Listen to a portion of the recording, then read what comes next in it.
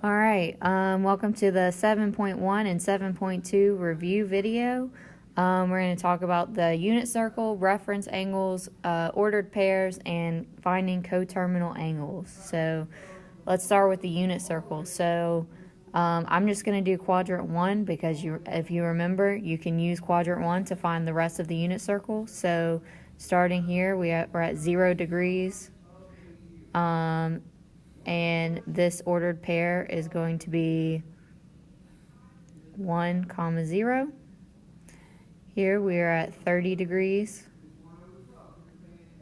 Put my degrees here. And at 30 degrees, our ordered pair is square root of 3 over 2, comma 1/2.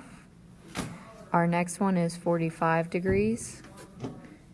And that is square root of 2 over 2, comma, square root of 2 over 2. And then finally we have 60 degrees, and that is going to be 1/2, comma, square root 3 over 2. Remember, 60 is just 30, but we changed the x and y's. And then up here we have 90 degrees, and it is 0, comma 1. And we can use the first quadrant of the unit circle to find every other angle on the unit circle by looking at reference angles. So if we're talking about reference angles, so this angle right here is 30 degrees, and so is this angle here, this angle here, and this angle here. So all 4 of those angles are going to have the same coordinates. We just have to change some of them to negative, some of them positive, depending on which quadrant they're in. So here we're going to have square root of 3 over 2, 1/2, except that we're in quadrant 2, which means our x's are negative, so we just put a negative out front on the x. And you do the same thing for each one with the blue line. Those are all have a reference angle of 30 degrees. And we can do the same thing for the 45 degrees. That's going to be all of these with green lines. This is 45 degrees, this is 45 degrees, 45 degrees, 45 degrees. And then we can do the same thing again with the 60 degrees. So if this is 60 degrees, so is this one, and this one. And so you don't have to memorize the entire unit circle. You just have to remember, the first quadrant.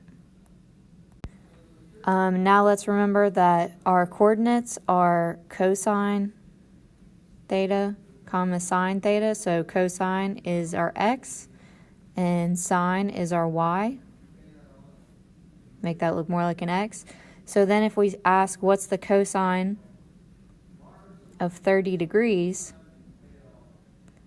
we look at our unit circle and we get that this is the coordinate for 30 degrees and we want the x value. So cosine of 30 degrees is square root of 3 over 2. Sine of 30 degrees, we look at the y value and we get that it is 1/2. And sometimes you have to find the coterminal angle whenever you're finding sine and cosine. So like if we want sine of negative 315 degrees, well, negative 315 degrees is not on our unit circle. So what we do is off to the side, we'll say negative 315 plus 360, and that's going to give us positive 45 degrees. And so we say that sine of negative 315 degrees is equal to sine of 45 degrees. And sine of 45 degrees is square root of 2 over 2. So this is our answer. We can also have it where the angle is too big, so 450 degrees is still not on the unit circle, so we have to do 450 minus 360, and that's going to give us 90 degrees. So we say that the cosine of 450 degrees is equal to the cosine of 90 degrees, which equals 0. And that's our final answer.